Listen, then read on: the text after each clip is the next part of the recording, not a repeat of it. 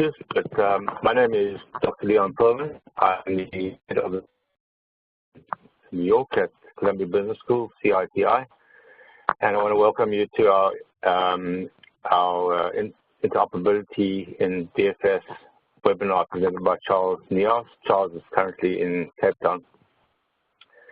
So here's our agenda. We're going to talk a bit about the DFS very briefly. The webinar is about 45 minutes, and then we're going to have a Q&A after the presentation. You can send questions to me, Leon, not to the presenter, please. And then there's a quiz straight after the webinar. It's a 10-question multiple choice quiz just after the Q&A ends. And the quiz link is in your email. And as you know, it's live for 2 hours only for certificate purposes. You can earn a certificate if you complete our 6 webinars and get 60% for them. So just about the observatory, we've been around since 2016, funded by the Gates Foundation, dfsobservatory.com. I encourage you to take a look through. There's a lot of interesting information, including our legal database. Some of our activities, we have that database I mentioned. We're busy working on model laws and regulations. We have summits, webinars, roundtable, one coming up on October 12th on de-risking, some publications, and we interact a lot with other organizations and standard setting bodies. So these are some of the webinars that are coming up.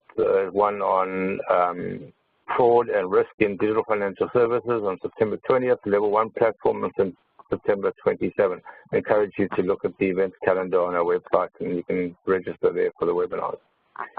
So as I said, you can also order, you can also obtain a certificate. You attend 6 webinars and get 60% for each post-webinar live quiz. And you must concentrate on the written content in the webinar today if you want to pass the quiz. So onto our webinar, Interoperability in Digital Financial Services, presented by Charles Nias, who's a good friend of the observatory. He's spoken at our conferences, and I've worked with Charles, and I can say he's Mr. Interoperability, if I can give him that title. He's a consultant primarily to CGAP and IFC in payments and mobile money, and been involved in the payments industry for over 20 years. He led the Tanzania domestic MFS interoperability project for IFC, and more recently contracted to FSDU to assist in enabling MFS interoperability in Uganda. So Charles has very deep understanding of not only the MFS and payments ecosystem, but specifically on interoperability. So over to Charles. Thanks, Leon, and hi everyone, and thanks for taking the time to join. I think the more people in the space who have some sort of knowledge on how interoperability works, the better for all of us. So what I'm going to try and do in this session is kind of, I know various people have different levels of knowledge in this space. My aim really is to kind of just bring everyone up to the same level of speed, so that everyone's kind of an armchair expert and philosophically just is aligned to where the thinking is, or where our thinking is from a CGAP and IFC perspective on interoperability. The first thing I just wanted to clarify before we start is, sorry, these slides I'm going to talk through, we developed for the Toronto Center a while back. So I'm going to be talking through those. But DFS interoperability, or DFS, is a big word. And the context of today's discussion is that specific segment of DFS that I'm going to use the word is unstructured. If we think about banks in the emerging markets and you know, my frame of reference being closer to Africa, banks have reached about 20 to 30% of the populations. So there's already interoperability between the banks, you know, whether it's cards in the Visa, MasterCard, or the ATM kind of space, they're already there. There are various ACHs in place across many of these markets. So in that 20 or 30% of the population, we do have various forms of interoperability. What we don't have, or what we're starting to see in the unbanked space, in the mobile money space, structures that we're starting to put together. So today's context is not about interoperability between banks and traditional things like ACHs and cards and ATMs. It's about this whole unstructured space of mobile network operators and non-banks interacting with banks and between each other in the traditionally unbanked space that we're now starting to put structures around. So what we're going to try and do today is elaborate on the concept of DFS interoperability, because as you may have heard, in many markets, people are talking about it, but in truth, very few are actually doing it, and arguably even fewer may be doing it on the right path. But before we explain the topics we'll be covering in this section, we're going to demystify interoperability. So why do it? What is it? What are the different definitions for the stakeholders? And what are the different stages? Then we're going to try and clarify the confusion that's often created between the concept of a switch and the concept of a scheme, and how governance structures in these should work and what's best practice. But just as a starting point, you know, many people kind of, a few years ago we would say, is interoperability a good idea? Now that, you know, we've been on that journey for a while now, and that horse is almost bolted. So we've already got from the G20 high-level principles, Principle 4 talks about digital financial services infrastructure and ecosystems, and it talks to interoperability, and there are actually some action items on it. And similarly, with the Better Than Cash Alliance, the RDP guidelines also has guideline 5, which talks to interoperability. So there's already, you know, the momentum's built that interoperability needs to be sorted out. The question is how and how should it be done, and which is the work we're starting to do in many of these markets now. So after demystifying a bit, we're going to explain the rationale of the different commercial incentives and what drives commercial entities to want to do this. There's a belief in many camps that if there's no commercial incentives, then interoperability won't work. And here we'll go through one example of one use case or a transaction type to give you some insights into the commercial thinking which the commercial entities go through. We have to remember that there are businesses in all of this, and businesses are there you know, to drive value for their customers and ultimately drive economic benefit. So we need to understand how they think about this as well. Then we're going to look at models of making interoperability happen. You know, often you find someone just comes along and says, let's just put a switch in the middle of all of this. But that's not always the case of how to solve it. There are many ways of looking at it, and just a piece of technical kit isn't always the only solution. There's a lot more to it than just dropping a switch in the middle. Then we're going to look at the current status of MFS interoperability. And I'm using the word MFS just because it's probably better than using banking interoperability. But as I said, the context is the unbanked space and all these non-bank operators that are interacting with each other and with banks. And then finally, we're going to look at the pros and cons of mandating it or not, and the roles of the regulator and where they kind of fit into all of this. But as a start, let's just go through, before going into the detail of payment interoperability and what it is, we need to look at the theory that exists behind it and what the incentives are. As a challenge in the payment space is that we can't actually track down any data on any industry, in the industry to measure the effect of interoperability from before an industry was interoperable. So in other words, when they were proprietary, to when the different entities opened up and started transacting with each other. Now, hindsight's the best yardstick, but you know, we can't track down any data, and the best people that would have been able to do this is Visa and MasterCard, I guess. But you can't actually find data of when a bank was pre-Visa and MasterCard and what their ATM revenues looked like, and then once they joined a scheme and how those transactions opened up. So the proof point in the payment space is, in the traditional space, all banks do it, well, most banks do it, most banks join interoperability, but to actually have a data point to say you had 5 transactions when you were proprietary and now you've got 20 when you're interoperable, we don't have that data. So it's tricky to actually justify as such, but we know it's implicit in there. So the closest parallel we can actually find is in the mobile telecommunications business, where there's a guy called Metcalfe. I actually don't know how many years ago he came up with a rule, but the theory was the value of a network is proportional to the square of a number of connected users in the system. So in more simple terms, the more people who are connected and transact or talk to each other, the more valuable the broader system is to everyone. And this doesn't only apply to the mobile telecommunications business. There are many parallel industries that are interoperable. I mean, we've mentioned already, things we do every day. If it's in the card space, you use your Visa, MasterCard, Amex or Diners in any country, anywhere in the world you go where there's acceptance. Similarly, if you think about how you book an airline in the days before Amadeus and Galileo, you'd have to book with a specific airline. Now you can go to any travel agent and they can pretty much book for you. And similarly, phone calls, you just dial a number. You don't these days have to worry about, is there a bilateral agreement between your mobile network operator and another network operator. You can just dial, and most providers are connected these days. Mobile financial services, however, or the bottom end of the pyramid, or in the unbanked space, isn't there yet. We're now starting to see a world where these businesses are now growing and they're starting to reach kind of the edge of their walled gardens, and the ability to be able to send money from wallet to wallet is now starting to take shape and starting to form.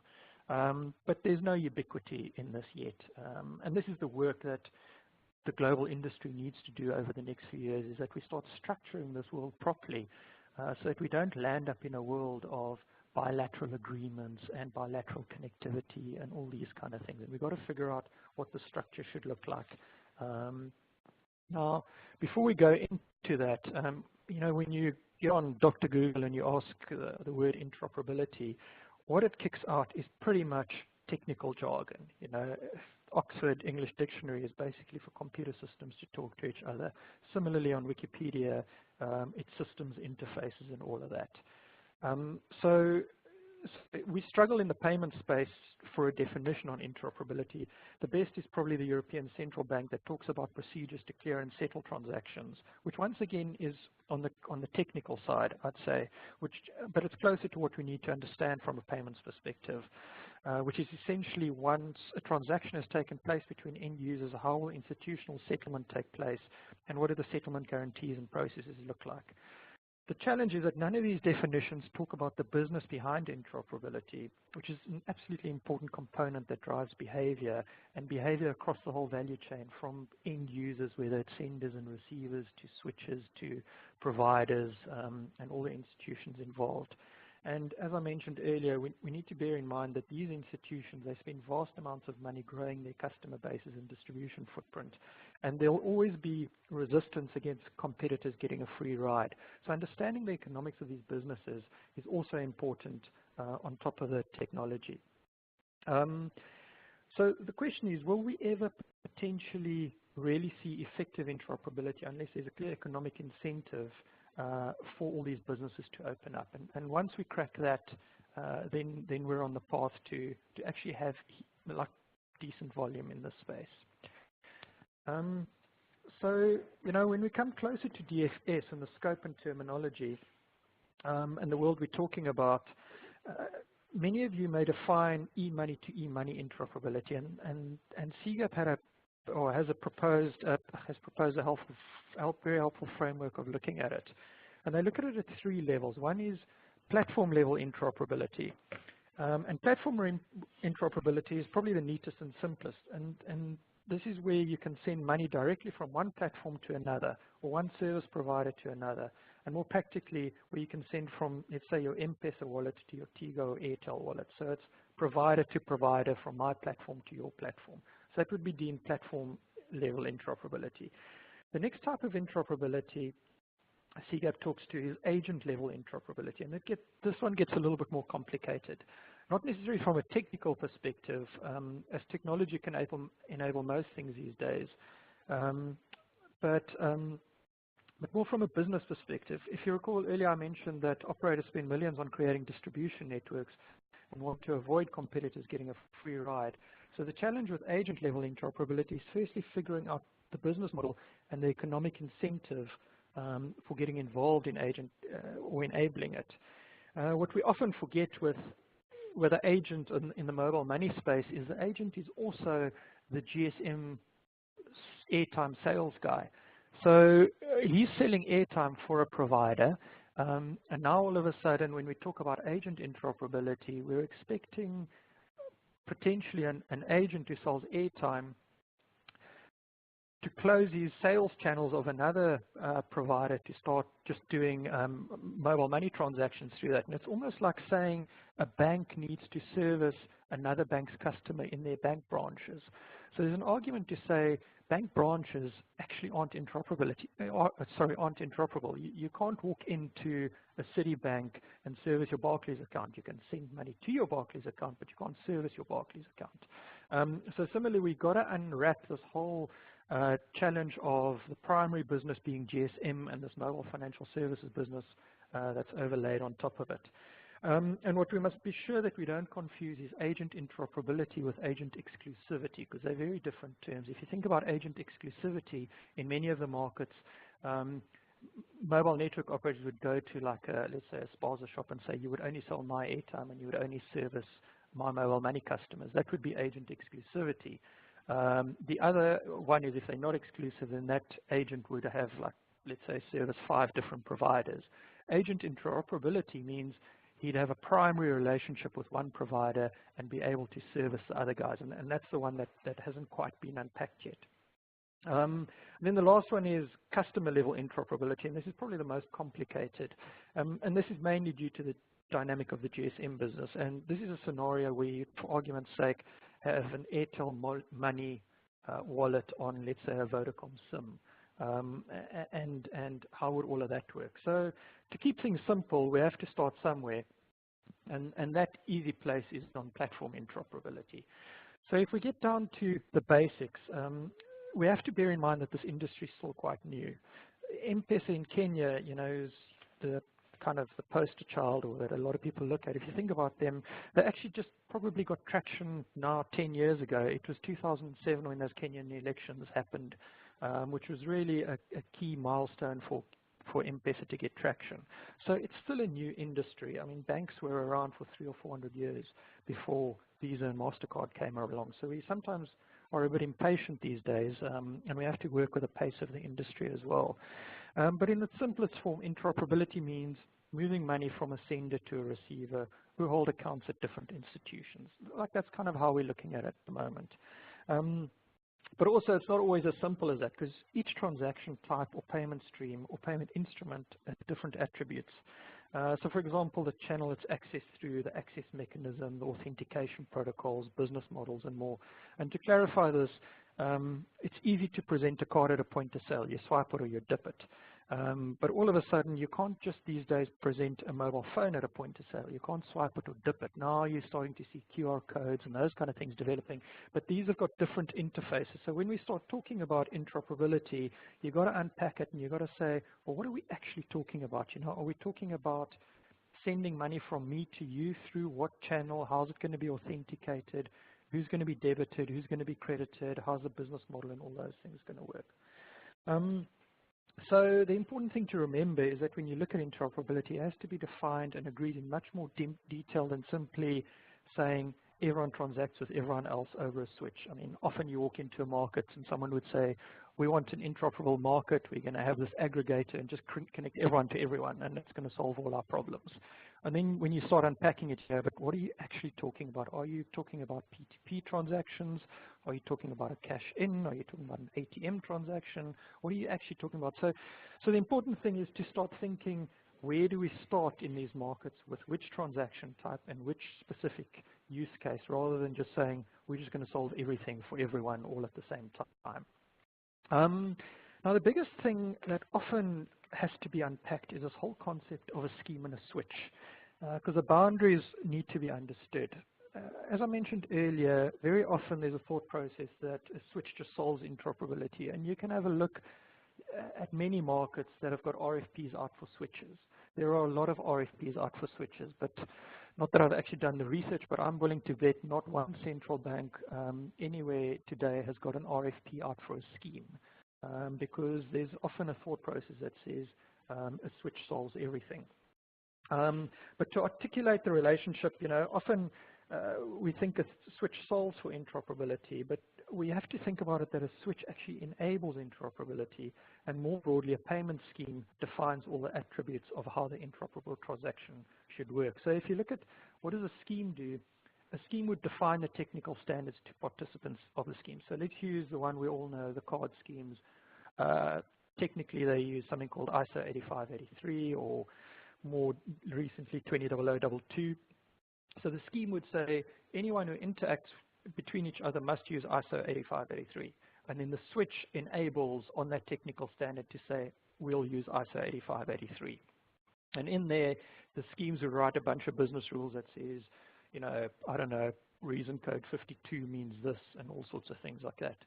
The next thing the schemes do is they define the revenue splits, who pays for what. So as a business, we agree, I'm going to pay for this, you're going to pay me, and all sorts of things like that. What the switch does is the switch does the maths between working out who pays who when it comes to net settlement or however the transaction works. The scheme would define the business rules. And there are many business rules to interoperable transactions. You know, you could have transaction limits and all sorts of things like that. And once again, the switch would manage that those business rules are met and implemented. The switch also defines rules, the scheme also defines rules and standards around risk and fraud. So, you know, easy one in the card space, if you think about EMV, in many markets, EMV has rolled out, but you couldn't switch the world over all at the same time. So something called a liability shift came along to say, okay, as a business, we agree that if your point of sale is still MAG, Stripe, and an EMV card is presented there, and there's fraud, then the acquiring side of the business would take a fraud hit. The switch would manage all the different transaction types and understand that that was a MAG Stripe terminal, therefore the liability would shift that way.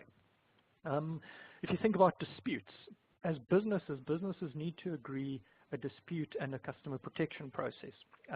So let's use an easy one in the mobile money space. I send money to the wrong phone number and boom, it's gone. How do we agree that I'm going to get that money back as a business? The switch doesn't agree that. The switch facilitates that I can get it back. But the switch doesn't put an agreement in place. Businesses and real people have to sit around and agree these kind of things. Then you start talking about common brands and acceptance marks. If you look at businesses, once again, you know, like Visa and MasterCard, what many people don't realize is in many domestic markets, Visa and MasterCard transactions don't actually switch through Visa and MasterCard switches. They switch through domestic switches in many of these markets. So switch is independent to the scheme. And schemes can be domestic or international, and so can many switches. So it's the important bit is just to ensure that when markets start looking at interoperability and someone uses the word switch, the question has to be asked, well, what are the scheme rules going to look like? Rather than saying, okay, let's just put in a switch and that's gonna solve interoperability for us. So when you start looking at kind of levels of interoperability, similarly, CGAP came out with a few different levels of interoperability. And for the sake of time, I'm going to just try and skim through them quite quickly. You know, the first one being theoretical interoperability. Now, often this is, you'll see central bank regulation coming out to say systems must be able to be interoperable. So theoretically, whatever system you implement, you must theoretically be able to link up. And these days, you know, with technology, most things are theoretically interoperable. So that's not really a biggie anymore. And then when we start talking about technical interoperability with standardized interfaces, so these are when you start putting in standardized interfaces that can facilitate exchanges.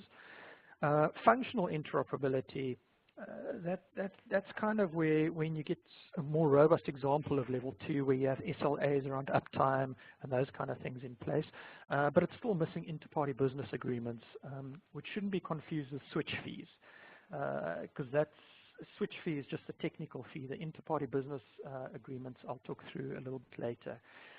Then when we start getting a bit more serious about interoperability, we get to level 4 and 5. And level 4 we deem as interconnected. So that's technical interoperability. And probably the best example, although some of these things are drifting a bit these days, is ATMs, where ATMs are technically interoperable. You can transact, there are business rules, there are dispute rules in place, risk rules, and all of those things happen, and you can transact at an ATM, but there's still something that holds it back from being at the highest level, which we call effective interoperability, and that's the pricing.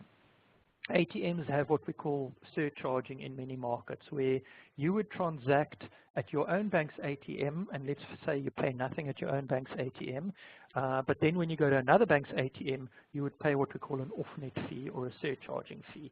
So your personal economic behavior then says, hang on, I'm rather going to go and hunt for my own bank's ATM rather than do a real interoperable transaction. And for my ATM transaction, if I go to another bank's ATM, it's actually a grudge purchase because I have to pay more. Then when we talk about effective interoperability, that's really to say, okay, you don't really care how you transact and with who. And the best example is where the scheme's got this, I think, absolutely right, is in the point-of-sale space, where you don't take your card and go to a merchant and say, have you got a Barclays terminal or a Citibank terminal? You just swipe your card because you don't pay more for an off-net transaction than you do for an on-net transaction. So the key is that you start thinking about when these markets get structured, do we just want a switch that just sticks things together, or do we actually want people to transact and put volume through the switch? And the key part in all of this is all the different pricing decisions that markets make, whether they consciously think of it or not, is going to, at the end of the day, drive people to use these transactions or not. And I'll try and wrap that up and explain it towards the end of the session. So the question we have is, if we agree the switch is a technical thing, then there are a couple of things which have to be agreed from a scheme perspective. And the question is, well, what do businesses have to agree? Because the only real thing you kind of see is you get a vendor in and you drop a switch. But there's a lot more to it. And well, when I say a lot more to it, there's basically about 11 things that businesses have to agree when they want to be interoperable. And the primary thing is, they've got to start at a specific transaction type. They've got to say, okay, we want to do P2P interoperability, or we want to do cash-in interoperability, or ATM interoperability. So you've got to pick a specific transaction type. And then you've got to say, okay, who are the members? What's our membership criteria and who participates? You know, if it's mobile money wallet to a mobile money wallet, or mobile money wallet to a bank account, you could say the participants here are banks and mobile network operators. And they should sit around the table and agree all these things that I'm going to come with now.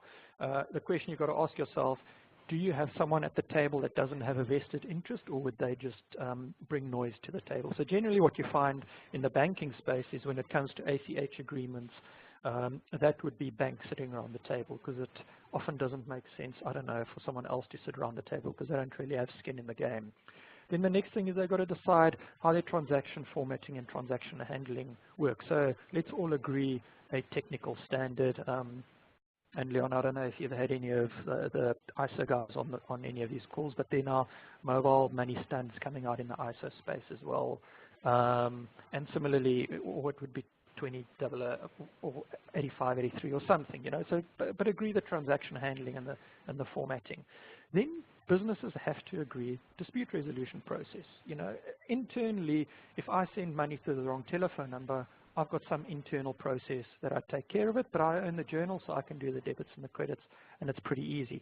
As soon as you send money off net, all of a sudden the money's gone to the other side. Now, what sort of legal agreement, or call it a prenup, do we have in place that you're going to get my money back? It can't just be because we're friends or we played golf on Friday or something. There's got to be something written down. Similarly, intermediary compensation. What does a business model look like? Another word for this is interchange, and in the mobile network space, interconnect. These businesses are never really balanced. So you've got to start thinking about how do you balance the economics of these things.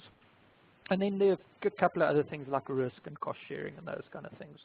So businesses have to agree all of these things. Next thing that's often asked is regulators say, well, you know, we're going to tell people to do it. But what you struggle with often in the emerging markets is where this all fits in the regulatory hierarchy. So what cookie cutter markets almost should have is a banking act. And the banking act often gives the central bank the mandate to run with, or the National Payments Act, to run with directives and position papers. And then the missing thing in many emerging markets is payments associations and those kind of rules. But the business rule sits at the level we call ACH agreement or participant group rules. And those don't necessarily have to be done by central banks. They just have to be compliant with what all the acts say. But often industry doesn't organize themselves because they don't necessarily know how to structure themselves in the absence of these formal structures. So you then find central banks start getting involved in business agreements. And central banks should try and give the businesses leeway to keep going. So for the sake of time, I'm going to just show you that there are already heaps of examples of ACH agreements. So it's not, what I'm talking through isn't rocket science. It's been done for years and years and years. It just hasn't necessarily been done in the mobile money space or the unbanked space, except for examples now which we're seeing in Tanzania and Uganda and a few other markets that are starting to develop. So the other area I want to cover, just to make sure everyone understands this, is kind of the business of interoperability, because people often just go, as I mentioned, you drop a switch in and the switch fee is X. But we have to understand that in a two-sided market, the economics aren't always balanced. And I'm just going to pick the example of a P2P interoperable use case. So I cash money in, the agent gives me e-money, so I give him physical cash, he gives me e-money. I then send from myself to my mother, and she goes and cashes out on the other side. At the moment, in the proprietary space, what we're finding is the business model in this one is weighted towards the cash out side of the business. So I don't know how many people on the call are familiar with, I'm going to call it the East Africa business model, but when you cash in, the agent receives commission and the provider pays a commission. So that's the column on the left-hand side, number one. When you send money, you pay a little bit, and the provider earns money, but that money doesn't wash its face of the cost it's paid the commission, so that's a low amount. And then on the cash outside of the business, essentially the subscriber pays a big amount, which the provider then earns. The provider pays the cash out agent a commission, and that cash outside of the business really carries a lot of the business. So it then makes sure at a net the provider is whole and he makes money in this whole transaction. But if you think of a line now between the send and the cash out, if you become interoperable, all of a sudden the business is weighted on the cash outside of the business, and you'll just want people being cash out agents because that's where the money is, but no one wants to be a cash in agent. So if we go back to all the different business models, and this is just something that came up in Tanzania, is they decided on a few principles to say, okay, we want to go for the concept of effective interoperability, which means we don't want to get people to pay off-net transactions. So we want people to pay exactly the same for an on-net or an off-net transaction. So in that scenario, if you come with a sender pays model, which means the sending institution reimburses the receiving institution amount of money, which is that thing at the bottom called mobile P2P interchange, all of a sudden the sending institution is going to run at a complete loss. And the only way they could do it is by surcharging their customers. And this often happens in the cross-border space that you'll see these days. So consumers then surcharge and they stop transacting and there's no interoperability. But technically it may happen, but actually as a business, no one has an incentive to transact. The second option is to say, the easy one, to say, okay, let's just have no interchange. It's much easier and let's just do it like that. But similarly, if you have no interchange, the sending side of the business is out of pocket. And the receiving side of the business just receives free money and they say, thank you very much, we'll make a lot of money. And the incentives aren't balanced. So kind of the morally right way to go is for the receiving side to say to the sending side, okay, we recognize you've paid a cash-in commission. We also recognize we're getting the cash outside of the business, so we'll reimburse you an amount. And whatever that amount is a business agreement to be fair on both sides.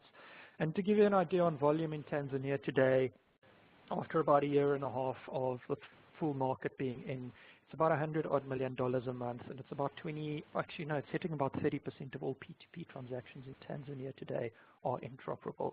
And, it's a function of a whole lot of things, and I believe the business model is one of them. So the important thing to consider is the inter-party business models, and this is very different to the switch fee, and it's also better in many markets to go the difficult route and figure it out than rather just go the easy route and say, well, it's fine. We just won't have an interchange model, because if you don't have business models that are understood and fair, then all of a sudden you start surcharging the end-to-end transaction, and for poor people, they actually end up paying more for the transaction, which isn't what we're trying to achieve. So now if we understand that we need scheme rules, and in those scheme rules we agree a whole lot of things, and one of them is business model, the last question is, well, how do we make this happen? And the question there is, often is, let's just put a switch in. But often you actually have to understand that switches also cost money. I mean, to stick in a domestic switch these days is somewhere between $5 and $10 million. So the switch also has to wash its face, unless, you know, there's a lot of development money around these days. But as a business, the switch has to make sure it actually is sustainable, because what happens is if switches are too expensive, those switch costs start getting passed on to the businesses, and the businesses pass it on to end users. So markets need to look very carefully at who's going to pay for all this stuff before implementing it, that there's actually a sustainable business model in it. So switches, you know, arguably are better than bilateral agreements, and bilateral agreements are clumsy and messy, but they are also a means to an end. So markets have to have a clear strategy to go, how do we do it? The amazing thing about Tanzania, where you know, there's a lot of research going on it at the moment, but Tanzania actually has started with interoperability without a switch. So those volumes I spoke through earlier aren't necessarily because of a switch, because there is no switch. They've done the, you know, the kind of the glorified correspondent banking Vostro Nostro concept. Having said that, it's not the best because smaller players are locked out. But I believe the smaller players are also locked out, not necessarily because of the switch, but also because of the business agreements that aren't at this stage yet at a multilateral level. So there's a lot of things to figure out, but markets can think of bilaterals or switches.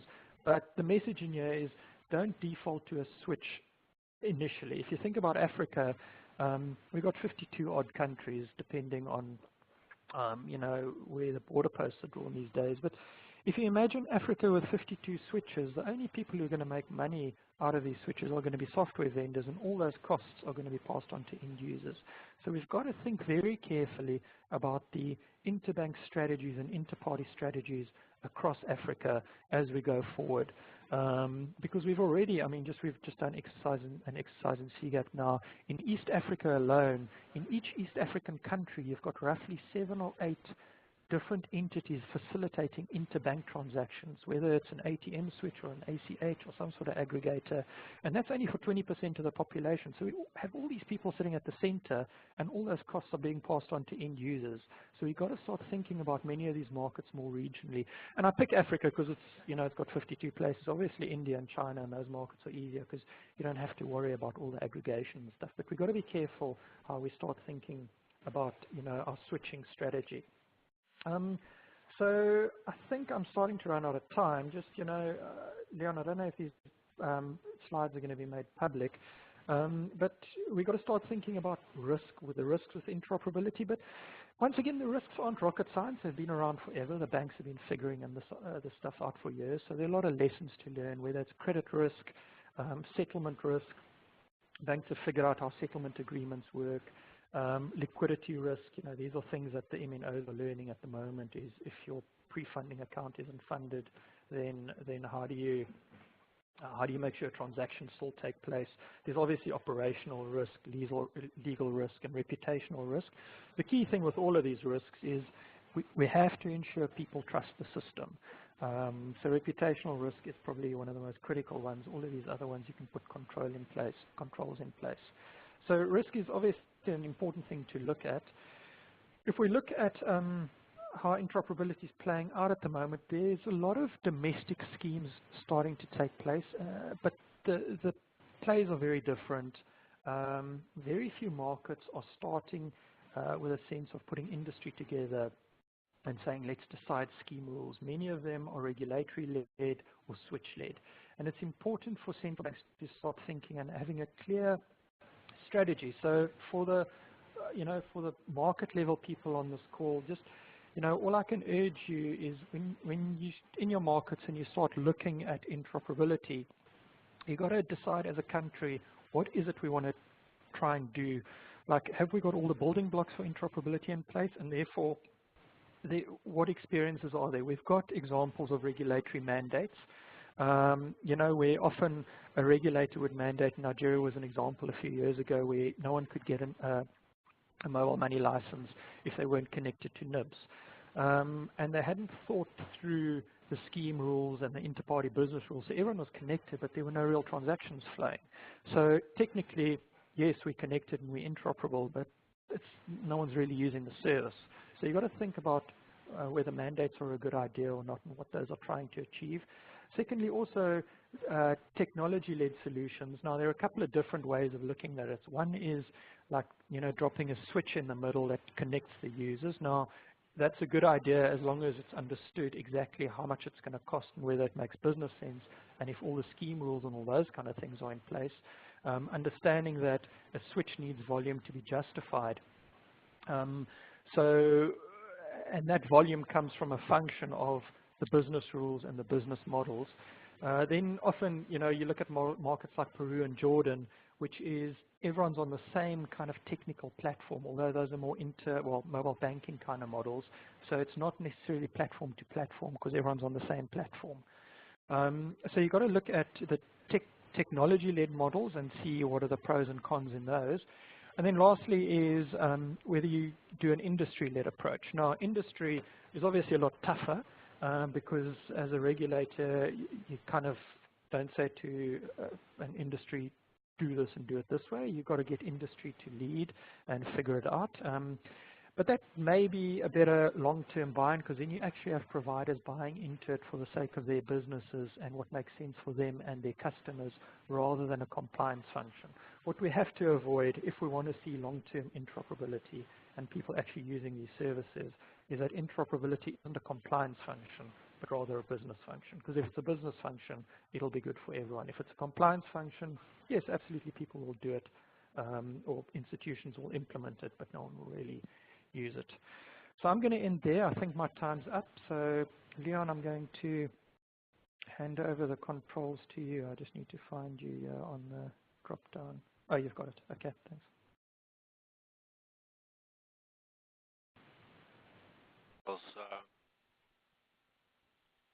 Everybody hear me? Thank you. Hello? Yep. Oh, great. Okay. Charles, could you advance the slides for me? Oh no, I think I've done that. I don't have. I think we've got that. Yeah. There we go. Okay. Great. So that was pretty comprehensive, and there are already questions coming in. I mean, this is the future of DFS mobile money, and pretty important. And you've shown some good success stories there. So getting it right is important. So, question from Samvit. Whoops, it went away. We're going to have some polls, but question. Let's do the poll first. Okay. So if you could just quickly indicate what your organization type is, please.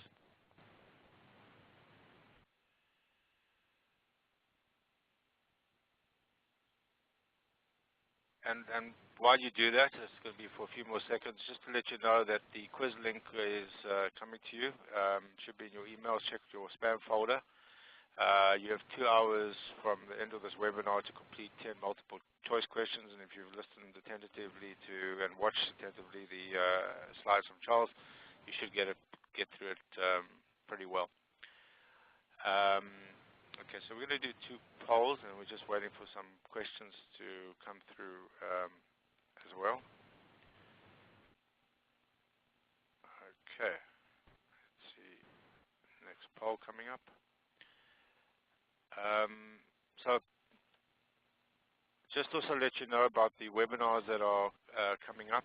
The next one is on risk and fraud in mobile money. That's presented by Mercy Baku.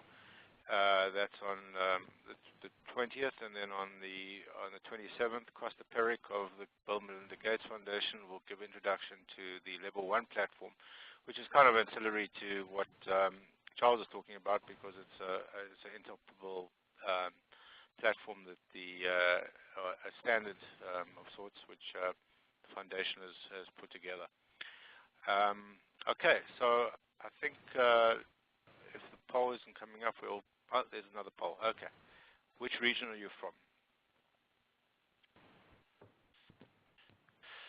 So while you're doing that, just again, Costa Peric will talk about Level 1. They'll be on September 27th, and then we've got others coming up on competition and de-risking, and also we're hosting a roundtable in New York, if you're here, on de-risking. It's a very interesting topic that's affecting financial inclusion because of the issue of entities not being able to receive funds from abroad and disperse to those at the bottom of the pyramid. Okay, so let's get to the questions. From Sumvit, thank you for your patience, Sumvit.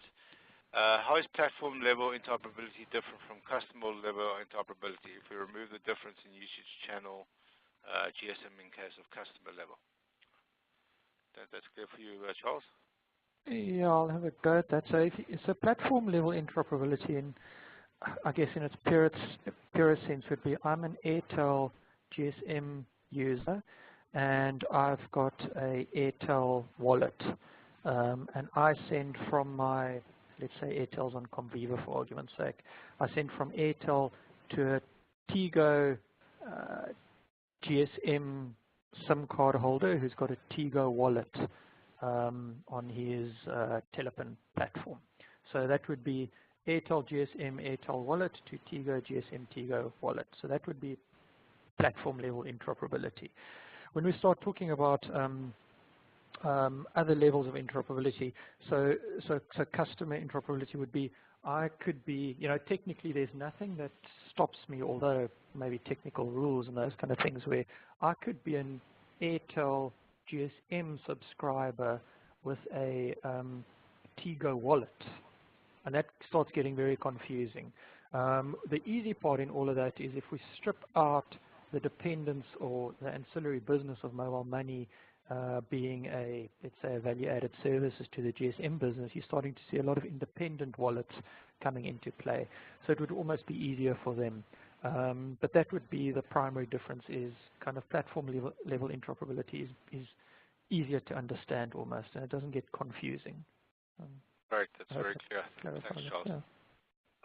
From Ahmed in Cairo, could you explain what type of mandates for interoperability are possible and what the advantages and disadvantages they are? I assume those are from the regulators. Yeah. So, I'm come from a commercial background. I've never personally been a fan of central bank mandates. So my answer to that would be, when it comes to businesses, businesses have to make sense. And I've just often seen mandates being put in place in markets with the right intent, but often with the wrong outcomes. As a start, regulators often get involved in pricing mandates. So they would say, okay, we need to help poor people, we make transactions free. And then all of a sudden, let's just pick an example, like they make ATM transactions free. Not realizing that a bank actually has to pay $40,000 or $50,000 for that ATM, and it's got to manage a cash in that ATM, it's got to stock that ATM. So the bank then starts running at a loss, and then they start reducing their ATM footprint, and then the regulator goes, what's the next thing I'm going to do? No, I'm going to mandate that a bank must have a certain amount of ATMs, and they start shutting this thing down. Like a great example is in Nigeria years ago, the central bank mandated in the card space, basically merchant commission was capped at about, I think it was 1.75%, I can't remember the exact amount now. And no issuing or acquiring bank was making money out of the card business, yet they were issuing millions and millions of cards. And I could never figure this out until I sat with a banker one day and I said, you're still issuing cards, but you're not making any money out of it. Why not? And the guy's answer to me was, no, we're making lots of money out of it. We just put a $2 or $3 card. We put a 2-year expiry date on the card, and we charge a $5 card renewal fee. So the bank was basically selling plastic, and there were no transactions going through it. So the question is, what sort of mandates do central banks want to achieve, and what are they going to achieve? So I guess I'm not giving you a straight answer, except I would say central banks should encourage industry and put structures in place so that industry can sort things out and get to the right agreement, and strongly encourage industry in the right conditions to do things. But it shouldn't start getting involved in pricing and those kind of things. And that's my personal view, so it's not a CGAP view of anything. Would that mean that, as a broad policy, that interoperability is desired by the central bank rather than mandated? Yeah, I mean, if you look at like a classic one of interoperability in most markets, what people don't realize, even in the card space, is I'm not aware of card interoperability. I mean, there are a couple of markets, but that it's ever mandated. If you think about it, banks join Visa and MasterCard and domestic switches because it makes sense for their business. And what you always find is the big bank usually moves last, but they move at some stage. Whether it takes 10 or 15 years, they get there when it makes sense for their business. But when you force people to become interoperable, they start treating it like a compliance function. And when it becomes a compliance function, it gets given to the compliance department and not the business department. So the central bank would tick a box to say, my market's interoperable. But I would almost say the next box to tick is, but are people actually transacting? So they should encourage it, and they should encourage market structures. Should they mandate it? I guess I'm yet to see examples of where mandates have achieved the proper outcomes for customers, and where people actually transact, and it makes sense for everyone in the value chain. Yeah, I think it's sort of obliquely referenced in a lot of policies where it says you shall endeavor to interoperate rather than chill. Yeah. And obviously, if they are distorting market conditions, like a dominant player or something, then they've got to contemplate intervention and those kind of things. But I'm kind of talking from a purely balanced market perspective, where it makes sense and stuff. Yeah. An ideal situation, not in most markets, I would think. Okay, from Veronica, can you explain a bit more, please, about the different technology-led initiatives versus industry-led initiatives, and how do you assess country needs when analyzing interoperability? What three issues would you look at? Thanks, Veronica. Because I'm going to start with, when you look at the industry-led initiatives versus the technology-led initiatives, for me that's very simple. It's, are the businesses who have to be interoperable or want to be interoperable sitting around the table discussing how they want to do it, and does technology follow strategy? And those businesses, the people sitting there, are they the business people or are they the compliance people sitting at the table discussing it? To me, that would be an industry-led initiative. A technology-led initiative would be, there's an RFP out for a switch, and a central bank says, here's the switch, everyone link into it, and off you go. That would be, in my mind, a technology-led solution where the technology says to the business, here are your rules, this is how we can do it, this is how we can't do it, and it's not necessarily business decisions that dictate the technology implementation. When you start looking at markets to assess it, to me it would be the stage of market and the stage of market development, and to that is what is the customer need? Now in many markets we've started doing customer demand studies to actually understand, is there a customer demand for this or not?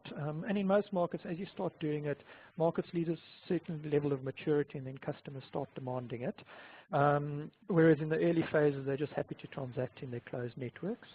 So to me it's a market staging thing rather than off the ground get going. You've got to build the market first, and then when the providers start running out of volume and transactions and they want to start offering deeper customer propositions, then it's probably the right stage to start flicking the switch and become interoperable. I think that's where you see the success in interoperability.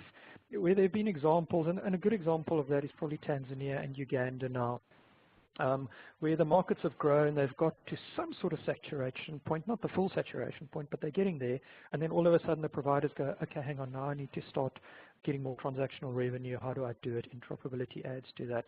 Versus markets that just start with interoperability from scratch, and then you go, have they actually had time to build their proprietary offerings, or they're kind of just destroying each other right from the start and they can't compete nicely.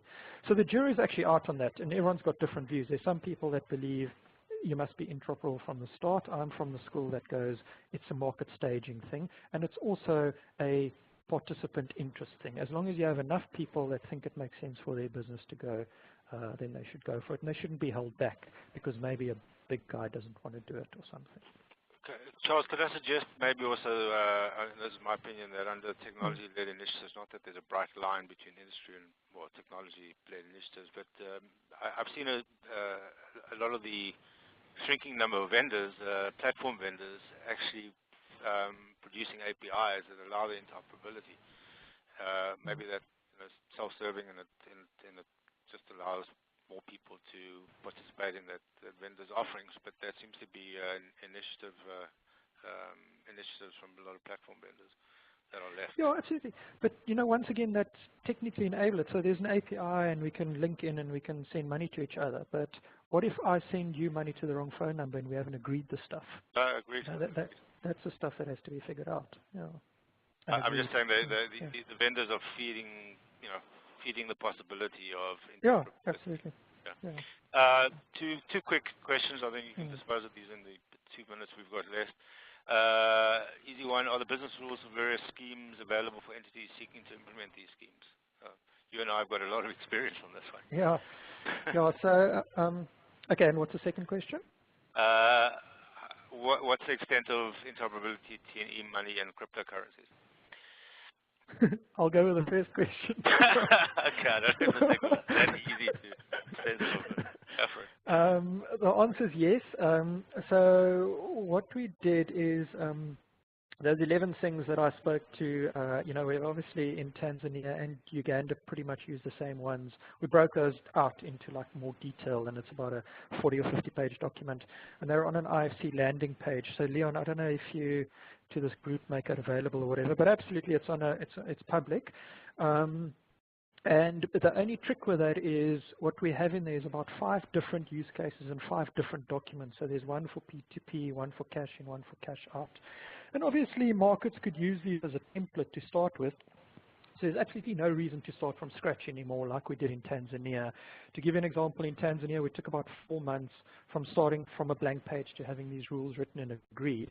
In Uganda, we took the Tanzania rules and we said to the market, are these right or is these wrong? And we had 2 meetings and they'd sorted it out. So we've got arguably 85–90% of it written down. What we've just done now, and it just hasn't been made public yet, it's just more IFC internal processes, is we've taken those 5 different transaction types and just consolidated into one rule set. So it's just more manageable, so you don't have 5 documents floating around. So it all just depends on what the markets want to do. I must add, though, the one use case we don't have on there, which we haven't cracked yet in this whole mobile money interoperability space, is merchant payments.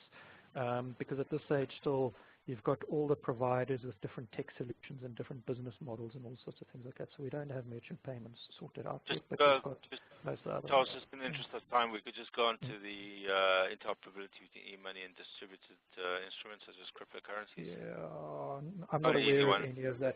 We're still trying to solve interoperability between e-money issuers, so we haven't quite got to solving it with crypto guys yet. Yeah, I think BitPesa is kind of case in point. They're doing work. Yeah. I suspect this is mostly through exchanges, through fiat currencies. Yeah, so sorry, just to add to that, I'm talking at this from a multilateral perspective where businesses sit around and agree how they're going to operate at a market level. Obviously, there's a host of bilateral agreements between cryptocurrencies and whatever e-money issuers and banks and things. But from a multilateral perspective, I'm not aware of it anyway. There is an initiative in the Caribbean amongst the Caribbean central banks to issue a digital fiat currency. It's not so much a cryptocurrency, but it's a fiat currency. So it dispenses with the need for e-money because the source of funds is immediately e-money. Sure. Okay. Thank you, Charles. That was great. And Charles, would you mind if folks emailed you questions? As they are. I mean, we're running out. Easy. We've got lots of questions. Unfortunately, we couldn't get to all of them. We started about 2 minutes late, so we're almost on the cusp of an hour worth of webinar in total. And thanks to Charles in beautiful Cape Town for his time and effort. And Charles, as I said, is Mr. Interoperability. He's happy to answer your questions. Just a quick one from the observatory before we sign off. As you know, we're working on 2 papers and projects, blockchain and financial inclusion and de-risking. We'd like to get your input, those who online, or if you know somebody who can assist with some information, some examples of blockchain and financial inclusion use, and de-risking, examples of entities being de-risked and those doing the de-risking, such as mobile money operators. Send any info to info@dfsobservatory.com. So there's a typo there. So for those doing the quiz, it's live around now. Good luck for that. Again, Charles set the questions, so I looked at them. You should get through them pretty well if you've paid attention. And next time, until next time on September 20th, goodbye to you all. Please go register on our website for the upcoming webinars. So bye-bye from New York, and thanks for your participation. Thanks, Ian. Cheers, Ian.